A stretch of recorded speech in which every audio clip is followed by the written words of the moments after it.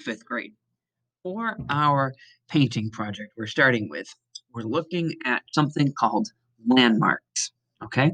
Landmarks are a place, building, object, statue, can be a variety of things, but it's something that's famous and recognizable. So when you see a landmark, you know where you are. Okay?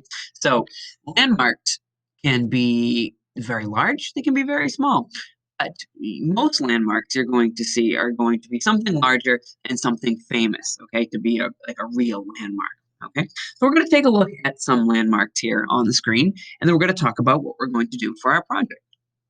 So this is one I'm sure most people know, the Golden Gate Bridge in San Francisco. Is it famous? Yes. Is it recognizable? Definitely. Okay, very distinctive color, distinctive shape. It's a landmark. Okay, this one's the Taj Mahal in India. Again, a landmark is famous, it's recognizable. A lot of times it's world famous. So something like this is very much world famous. We've got Hagia Sophia, which is a different one. Got Empire State Building, which you can see right in the foreground here. Beautiful picture of that. And then behind it, you've got the Freedom Tower. That's another landmark. New York City is full of landmarks. You can see a little bit back here. You can see the Statue of Liberty back there, it looks like. Eiffel Tower, very famous French landmark. Statue of Liberty, everybody knows it. Everybody can identify it. Say, that's the landmark, isn't it? Okay. Now, another question I usually get in this project is can a fictional place be a landmark? Well, of course. I could show this picture to just about anybody, and they'd be able to say, oh, it's Harry Potter Castle, Hogwarts. Even if they've never read the books or seen the movies, it's such a famous, iconic place. Even if it's not a real place, it's a fictional place, um, it's still a landmark. So you can absolutely do fictional landmarks for this project. This is a little tricky one. This is a place that is both a fictional landmark and a real landmark in the real world. This is Skellig Michael, which is a island off the coast of Ireland, and it's also known as Ashto, which is that the island planet, the Jedi Temple planet that Luke Skywalker's in the sequel trilogy of Star Wars. So it's some place where they filmed a famous place, so it became a Star Wars landmark too. But it's also a real world landmark. You can actually go to this island and visit all the little temples and stairs and everything carved out of the rock. That is a real thing that these Irish monks made very very long time ago. I think about 1400 years ago. So that's another example of landmark. Okay, something like the Death Star. Sure, I'm going on a Star Wars theme here, but that's a landmark. It's famous. It's recognizable. Okay. Um, so what we're going to do is I want you to first research a landmark. So for example, here I've got a screenshot of Google. If you're not sure of a landmark to do, you can Google landmarks, do an image search, and you can find one that interests you, or maybe visually you just would like to draw and paint. I'm going to have you think about what you want to create, whether it's a fictional landmark, and if you have a specific series or movie or game in mind, you could definitely do that, or you can go for a more realistic one from the real world. I want you to find a landmark and find the name of it. Okay, where is it and what is it? Okay, and then we're going to start with a sketch of it. Okay, so we've got a student example here of Hogwarts at the end that someone did a few years ago.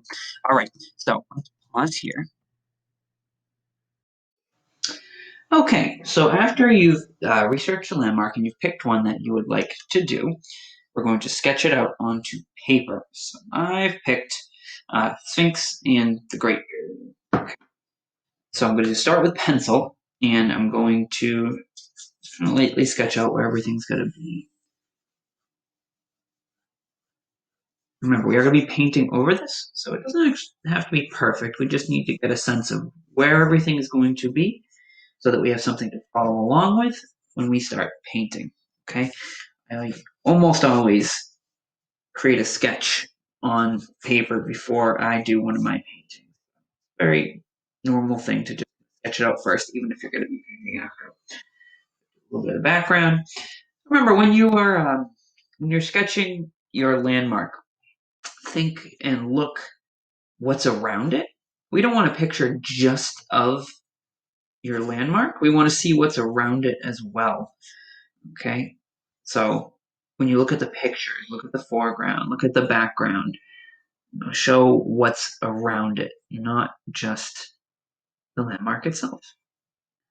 All right, I'm not going to do all the detail. I'll do some detail, but I don't need to worry about all of it because again, I'll be working on that more as I do the paintings. So you don't have to do like too much shading or anything, but if you want to just do little hints of it, so you know that this area will be darker later when you paint, that's fine too. But you don't have to. What's more important is just that you have an outline of everything ready to paint. Okay. So the body of the Sphinx on there. Again, this is obviously going to be different depending on what landmark you choose. This is just an example. Okay.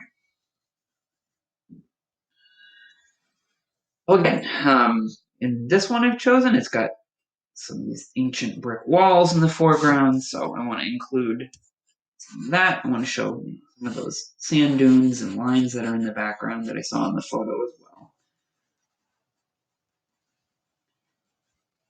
But sketching out everything that's going to be on.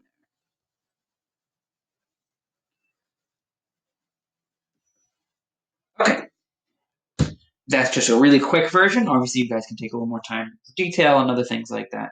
Um, but that's the basic idea. Sketch it out first, and then after that, we'll be going back and adding paint to it. All right, once we have a good sketch out, we're ready to start painting. Okay, so I'm just using some watercolors to do this one at home. You can use whatever you have available, that's fine. Remember with paints, and especially with the tempera paints that we use at school, but you just want a little bit of water. You don't want a lot of water. You want a little bit of water, and you want to really spend some time spinning that brush gently around so you pick up a lot of paint on your brush. So that way when you go onto the page, it shows up a little bit better. When we're in school, we also try to do our blending on the page so that we don't mix up the colors in the paint tins. So we always rinse our brush in between. Add like a brighter yellow to that. Make sure I rinse my brush first. And then do the blend right on the page a little bit like that. Okay. Now, your time. You do want to, when you're painting, do the best you can to add layers. Paintings, a lot of it is putting down base coats, letting them dry, and adding another coat on top. Okay, so I'm going to be doing a little bit of that today for the video. I'm not doing the whole painting, but just to give you an idea. I'm just starting with the main pyramid back here. On some of the main colors, like that.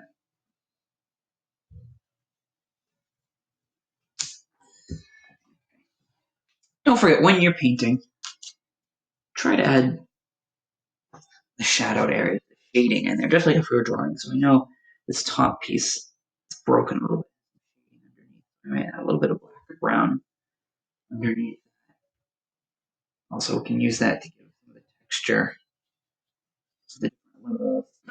of the brick. But again, it's all going to depend on what landmark you've chosen. This just works for mine. So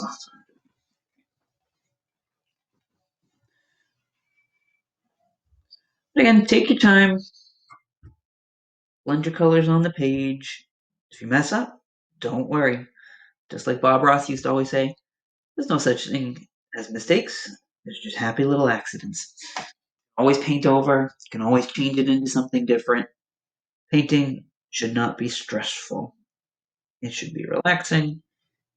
And if you mess up, again, it's not a big deal. You can always fix it. Okay? Try to remember when you're painting things we've learned about in the past, like atmospheric perspective. So, when you're painting this landscape part here, colors that are closer to you are going to be bolder, darker colors. And as you get further away, color tends to fade. So I'm painting back here. I want to just really pale brownish peachy color instead of the darker one here. Just take your time, layer it on. Okay. Same for when you're doing the sky. You want, it's like we learned last year, you want darker colors towards the top in general on a normal day. As you come lower, it's going to get lighter and lighter. So darker shades of color up at the top. And we can use a little water, kind of thin that out just a little bit as we come down. And it fades lighter as it gets lower. All right, that's all for today. Have a good day, guys.